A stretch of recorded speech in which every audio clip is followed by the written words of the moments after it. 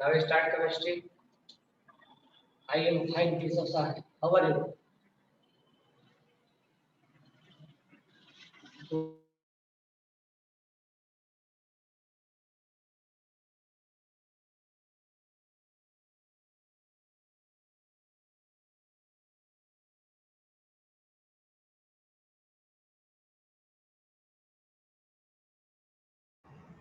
अभी वॉइस आएगी, सबको वॉइस क्लियर है?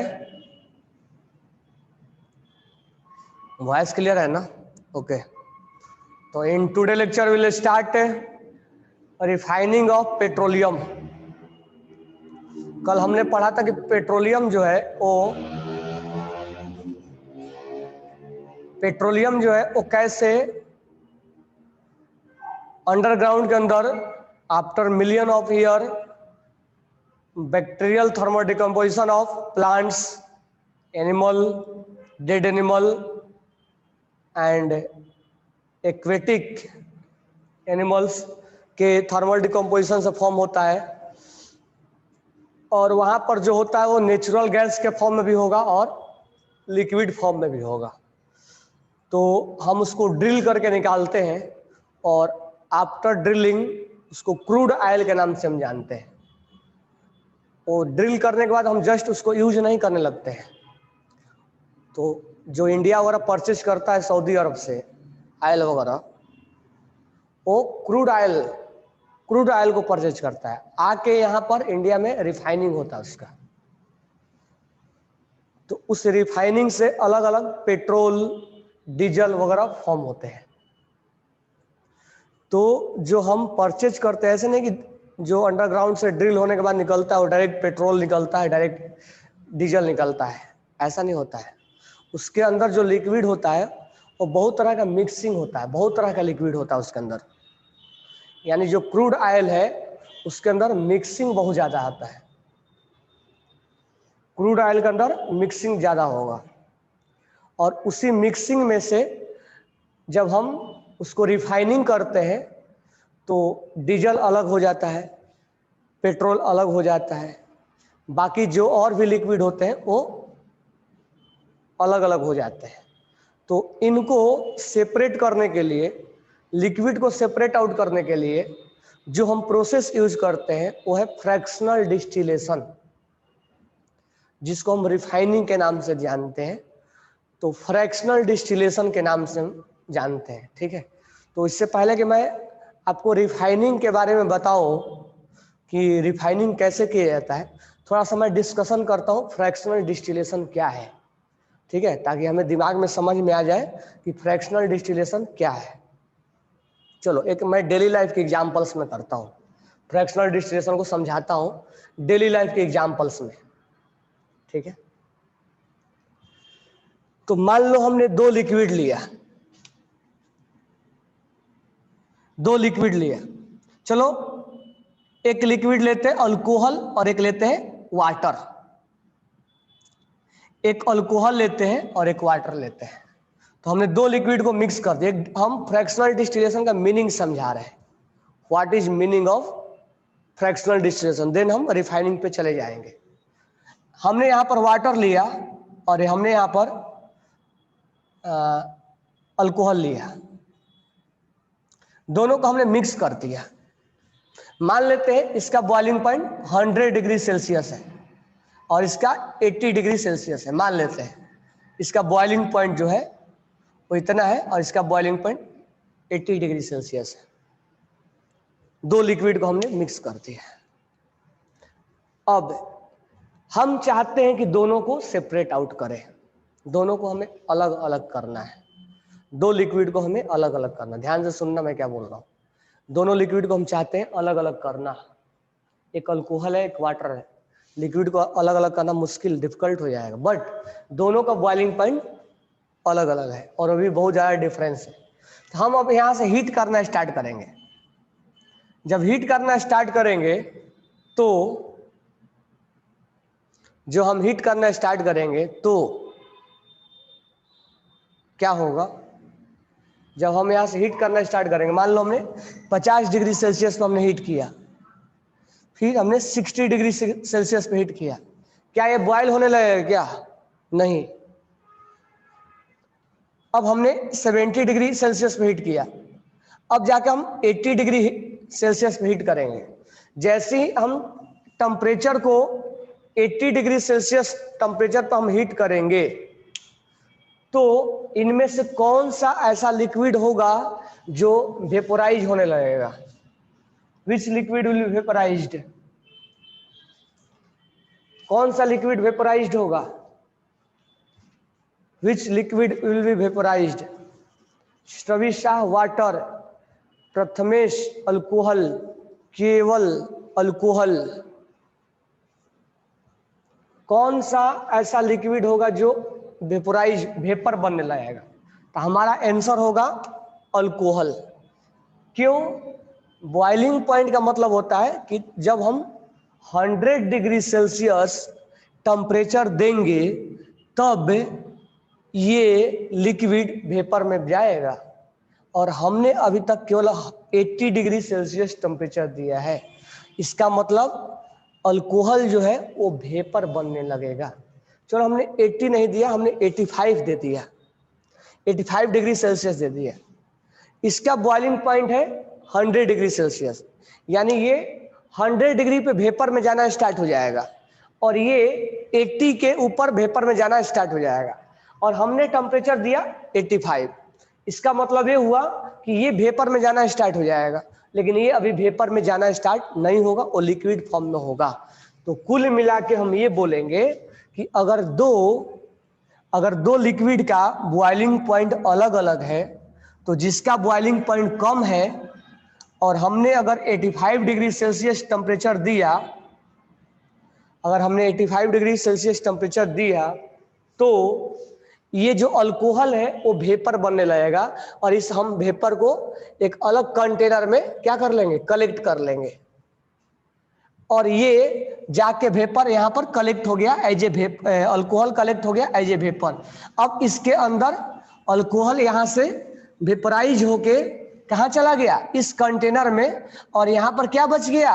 केवल वाटर, और यहाँ पर अल्कोहल चला गया। अब इस अल्कोहल को हमें कंडेंस कर लेंगे, और कंडेंस करने के बाद ये अल्कोहल कंडेंस हो जाएगा, लिक्विड फॉर्म में आ जाएगा, और ये वाटर तो वेपराइज तो हुआ ही नहीं था क्योंकि इसका 100 डिग्री सेल्सियस है ना टेम्परेचर। ये 100 डिग्री पे वेपर बनता है, उसके पहले वेपराइज नहीं होता है। बॉइलिंग पॉइंट का मतलब क्या हुआ? इतने डिग्री पे वेपर बनना स्टार्ट हो जाएगा। तो इस तरह से वाटर और अल्कोहल दोनों क्या हो गए? सेपरेट आउट हो गए। ठीक है, तो दो लिक्विड को अगर हमें सेपरेट आउट करना है, लेकिन एक कंडीशन है उसका, दोनों का बॉइलिंग पॉइंट अलग अलग होना चाहिए, तभी हम सेपरेट आउट कर देंगे। अदरवाइज दोनों का बॉइलिंग पॉइंट सेम हुआ तो दोनों का वेपराइज, दोनों को सेम टेम्परेचर देंगे तो दोनों वेपराइज हो जाएगा। तो इस तरह से हम दोनों को अलग नहीं कर पाते हैं। तो two liquid, separation of two liquid of different boiling point. तो अल्कोहल का बॉइलिंग पॉइंट कितना था? मान लेते हैं हम अल्कोहल का 80 डिग्री था, हमने हीट कितना किया? 85 डिग्री। तो ये वेपराइज हो जाएगा, ये वेपराइज हो जाएगा, ठीक है। और ये क्या होगा? ये अल्कोहल जो है, ये अल्कोहल वेपराइज हो जाएगा और वाटर ऐसे ही रह जाएगा। तो दो लिक्विड को हमने सेपरेट आउट कर लिया, और सेपरेट इस तरह से सेपरेट आउट करने को हम बोलते हैं, हमने फ्रैक्शनल डिस्टिलेशन किया है। हमने क्या किया है? फ्रैक्शनल डिस्टिलेशन किया है, इसी को बोलते हैं fractional distillation. Do you understand what I am telling? ये हम जस्ट आपको एक एग्जांपल्स बताए फ्रैक्शनल डिस्टिलेशन का मीनिंग क्या होता है, what is meaning of fractional distillation. Okay ना? तो दो लिक्विड को अगर सेपरेट आउट करना होगा तो दोनों का बॉइलिंग पॉइंट अलग अलग हुआ, तो जिसका बॉइलिंग पॉइंट कम होगा वो वेपराइज हो जाएगा, और वेपराइज हो जाएगा, और जिसका बॉइलिंग पॉइंट ज्यादा होगा लिक्विड फॉर्म में रहेगा।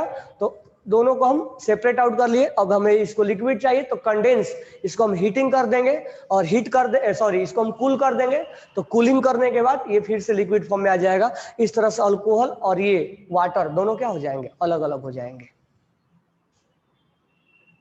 नहीं, इसको ड्रॉ नहीं कर रहे हैं, मैं नॉर्मली आपको एक फ्रैक्शनल डिस्टिलेशन का मीनिंग समझाया।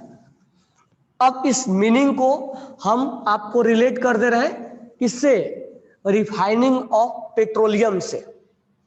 इसके जो हमने फ्रैक्शनल डिस्टिलेशन समझाया, इसको मैं आपको पेट्रोलियम के रिफाइनिंग से, रिफाइनिंग ऑफ पेट्रोलियम से हम आपको क्या कर रहे हैं, रिलेट कर रहे हैं। अब ध्यान दो, कल हमने लास्ट क्या पढ़ाया था कि हम ड्रिल करके और लिक्विड के फॉर्म में क्रूड ऑयल को बाहर निकालते हैं, और इतना ज्यादा प्रेशर होता है कि अपने आप भी निकल जाता है वो, ठीक है, कई किलोमीटर अंदर होता है वो। तो हम ड्रिल करके उस लिक्विड को निकालते हैं, क्रूड ऑयल जिसको बोलते हैं, और उसको तेल के कुआं भी बोलते हैं, जिसमें से हम वो निकालते हैं। क्रूड ऑयल निकालने के बाद अब उसमें बहुत तरह का लिक्विड होता है, बहुत तरह का लिक्विड होता है। तो उस लिक्विड में सबका बॉइलिंग पॉइंट अलग अलग होता है। तो ये ध्यान में रखना है कि उस क्रूड ऑयल का जो इंडिया परचेज करता है, जो समुद्र के रास्ते से इंडिया में आते हैं, तो उस क्रूड ऑयल को जब कंपनी में जाता है तो उस क्रूड ऑयल के अंदर बहुत तरह का लिक्विड होता है। अब उस सारे लिक्विड को हमें सेपरेट आउट करना है, जैसे हमने अल्कोहल और वाटर को कर रहे थे। तो वहां भी हमें सारे लिक्विड को अलग अलग करना है, और सबका बॉइलिंग पॉइंट अलग अलग होता है। तो हम हीट देना स्टार्ट करते हैं, जिसका बॉइलिंग पॉइंट कम होता है वो वेपर बन के बाहर चला जाता है और वो सेपरेट आउट हो जाता है। वेपर बनने के बाद हम उसको क्या करते हैं, लिक्विड, उसको कूल करके लिक्विड बना देते हैं, ठीक है। जिसका बॉइलिंग पॉइंट थोड़ा और ज़्यादा होता है तो उसको और ज़्यादा फिर हम हीट करते हैं, फिर वो वेपर बनता है। जैसे मान लो हमारे पास बहुत तरह का लिक्विड है, इस कंटेनर में हमने बहुत तरह का लिक्विड ले लिया, ए ले लिया, बी सी डी ई, हमने A B C D E सब ले लिया। इसका बॉइलिंग पॉइंट 30 डिग्री है, इसका बॉइलिंग पॉइंट 40 डिग्री है, इसका बॉइलिंग पॉइंट 50 डिग्री है, इसका बॉइलिंग पॉइंट 60 डिग्री है, इसका बॉइलिंग पॉइंट 70 डिग्री है। अब जैसे हम 30 डिग्री हीट करेंगे तो ये वेपोराइज हो जाएगा, और इसको हम दूसरे कंटेनर में सेपरेट आउट कर लेंगे, ठीक है। और after that when we are heated at 40 degrees Celsius, then B will be separate out. If we heat it at 50 degrees Celsius, then C will form vapor, and it will be separate out. When we heat it at 60 degrees Celsius, then D will be form vapor and it will be separate out. If we heat it at 70 degrees Celsius, then it will be form vapor and separate out. Water is different between liquid of same boiling point and how it is separate liquid with same boiling point. Same liquid को हम separate out नहीं कर सकते, it will be not separated out by fractional distillation. तो liquid को अगर separate out करना है तो हमें बॉइलिंग पॉइंट अलग होना चाहिए। तो जब हम 30 डिग्री पे हीट करेंगे तो ये वेपर बन जाएगा और ये लिक्विड ही रहेगा। ये वेपर बन जाएगा, जब हम 30 डिग्री पे हीट करेंगे तो ये वेपोराइज हो जाएगा और ये लिक्विड ही रहेगा। जब हम 40 डिग्री हीट करेंगे ये वेपर बन जाएगा, ये लिक्विड ही रहेगा, सेपरेट आउट हो गया।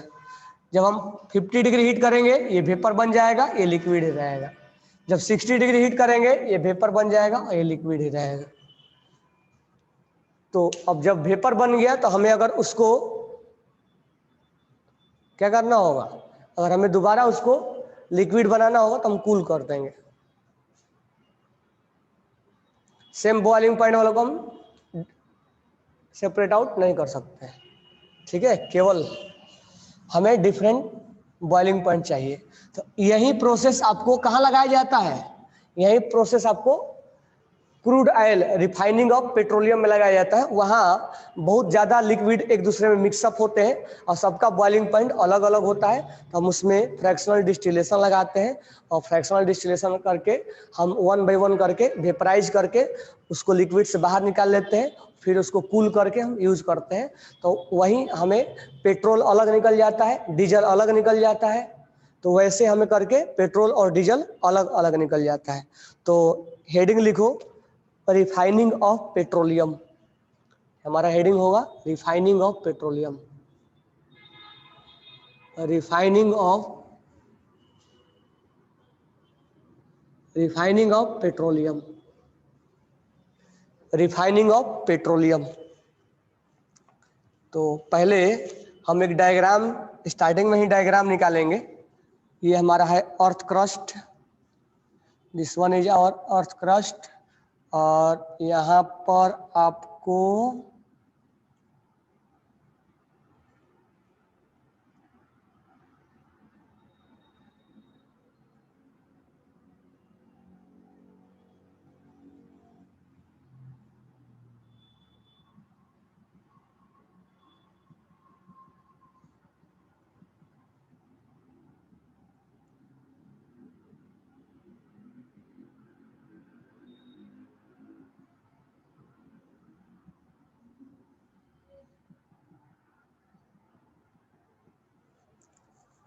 ये रॉक है और यहाँ पर आपको मिलेगा, यहाँ भी रॉक है, यहाँ ऑयल मिलता है और यहाँ गैस मिलता है और यहाँ वाटर मिलता है और यहाँ पर वेल लगाया जाता है, ड्रिल करके वेल, और यहाँ पर गैस भी है, petroleum, petroleum and natural gas, natural gas deposit. तो यहाँ गैस और ऑयल दोनों डिपॉजिट होते हैं। तो यहाँ से हम ड्रिल आउट करके उस क्रूड ऑयल को बाहर निकालते हैं। बाहर निकालने के बाद हम क्या करेंगे, रिफाइनिंग करेंगे। तो रिफाइनिंग वाला ही डायग्राम यहीं पे बना दे रहा हूँ, फिर मैं लिखवाऊंगा। यहाँ पर एक के हम रिफाइनिंग वाला फ्रैक्शनल जहाँ डिस्टिलेशन करते हैं, फ्रैक्शनल डिस्टिलेशन में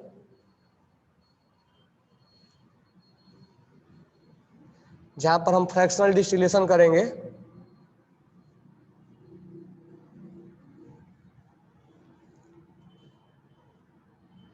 ठीक है। अब यहाँ पर हम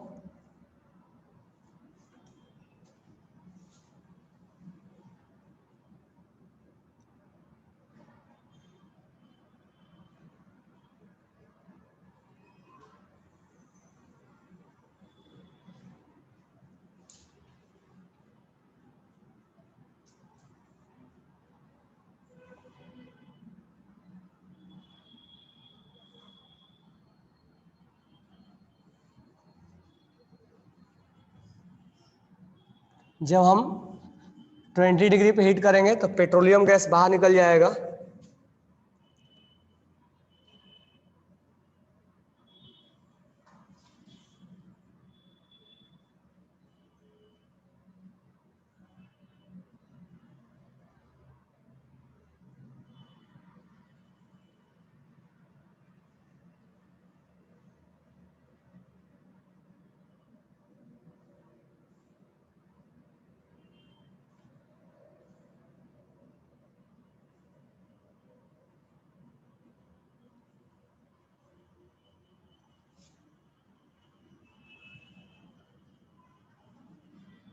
यहाँ पे पेट्रोल निकलता है 70 डिग्री सेल्सियस पे।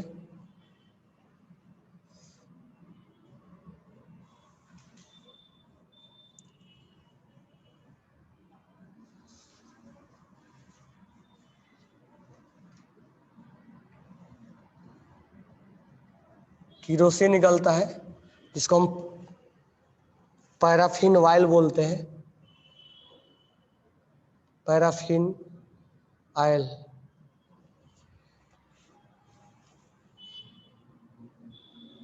One 20 degree Celsius.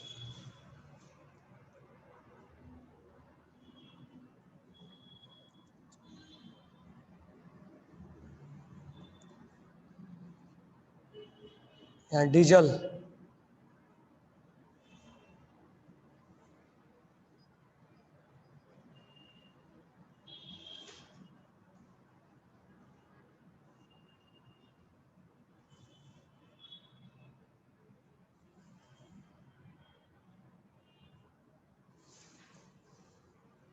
Lubricating oil,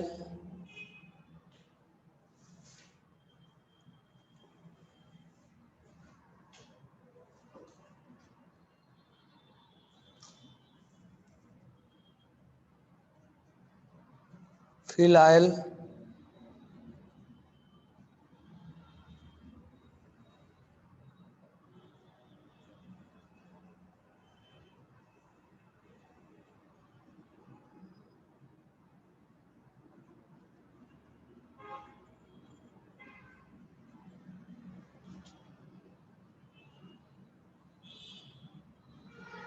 और यहाँ से हम एंट्री करवाते हैं किसका,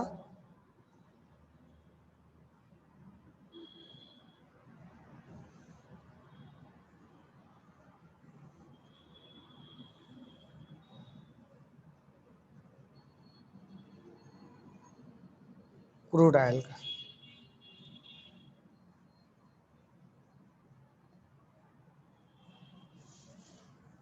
हम अलग अलग टेम्परेचर पे हीट करते जाते हैं और अलग अलग petrol, petroleum gas, kerosene, diesel, lubricant oil, fuel oil, ये सब अलग अलग टेम्परेचर पे ये सेपरेट आउट होते जाते हैं। यानी जो क्रूड ऑयल होता है उस क्रूड ऑयल के अंदर इतना लिक्विड मिक्स होता है और जैसे जैसे हम जिसका टेम्परेचर पे हीट करते जाते हैं उस टेम्परेचर पे वो बाहर निकलता जाता है।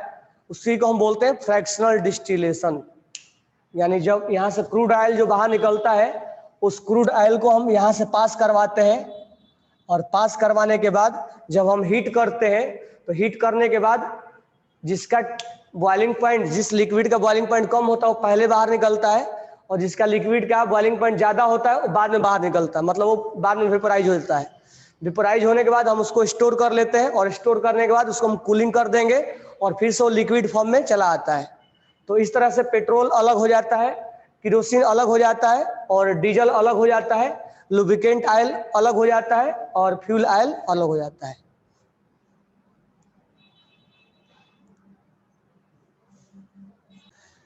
तो यहां से ड्रिल करके इस क्रूड ऑयल को बाहर निकाला जाता है। इस ऑयल को यहां से बाहर निकाला जाता है।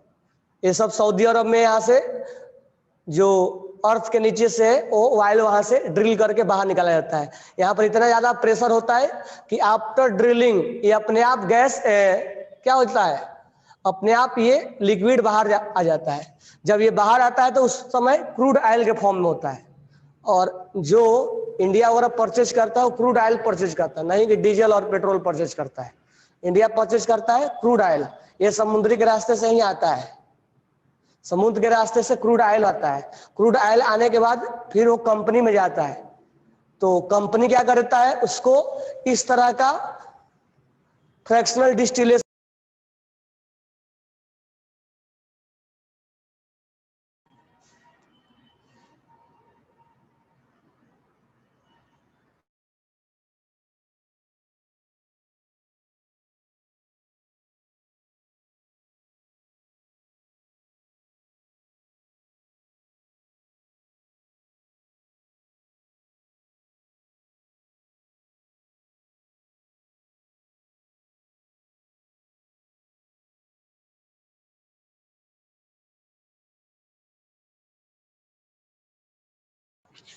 तो वो जो होता है ना वो कुल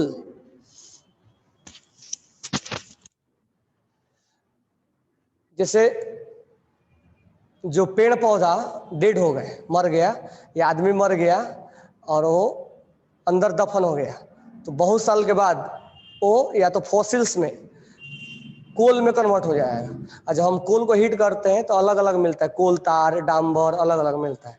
लेकिन ये जो होता है ये भी उसी से बनता है, लेकिन ये बहुत अंदर जाता है और जब हाई प्रेशर और टेम्परेचर जब यहाँ पर क्रिएट होता है, हाई टेम्परेचर और प्रेशर, तब जाके ऑयल्स का फॉर्मेशन होता है।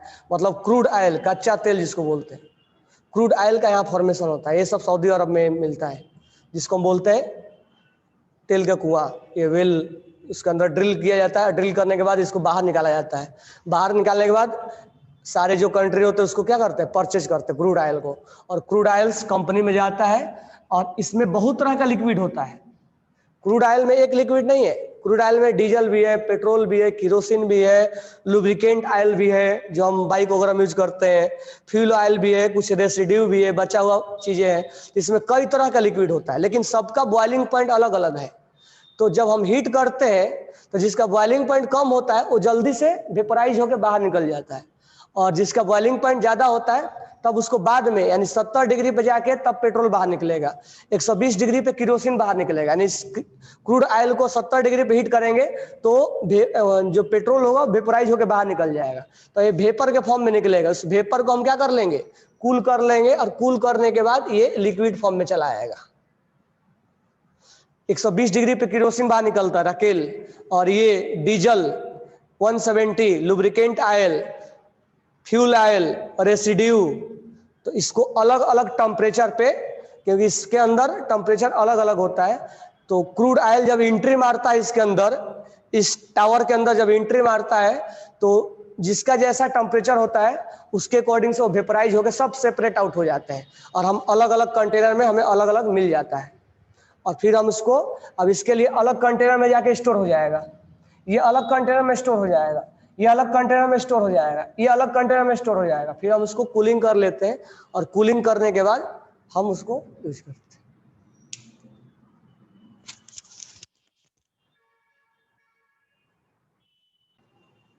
Petroleum gas, petroleum is deposited, petroleum is deposited with natural gas, with natural gas, natural gas भी होता है वहां पे, और in the rock, in the rock known as oil, known as oil well,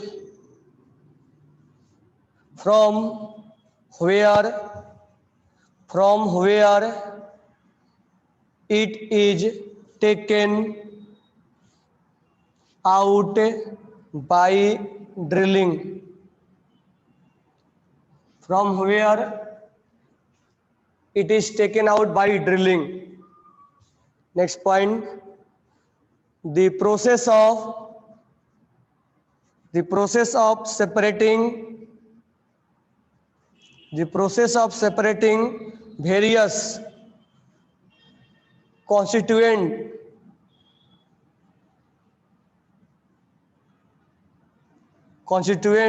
or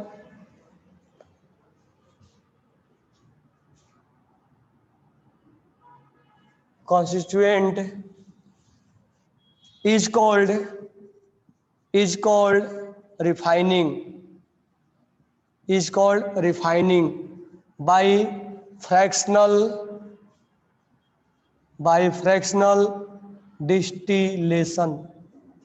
तो fractional distillation का meaning समझा चुका हूं, by fractional distillation. At a refinery, petroleum is separated into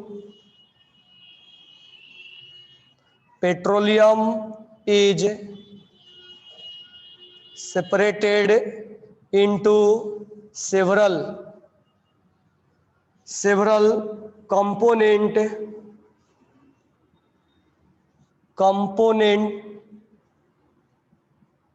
by a process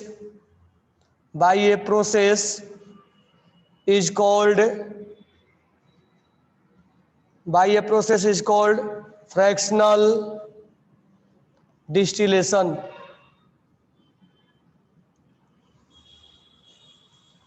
By called fractional distillation. ठीक है, तो इसके आगे हम कल लिखवाएंगे। ये आपको क्या किया गया, ड्रिल ओवर करके फ्रैक्शनल डिस्टिलेशन करके अलग अलग टेम्परेचर दिया जाएगा। अब क्रूड ऑयल को अलग अलग टेम्परेचर दिया जाएगा और दोनों को सबको अलग अलग सेपरेट आउट कर दिया जाएगा। Okay, thanks to all.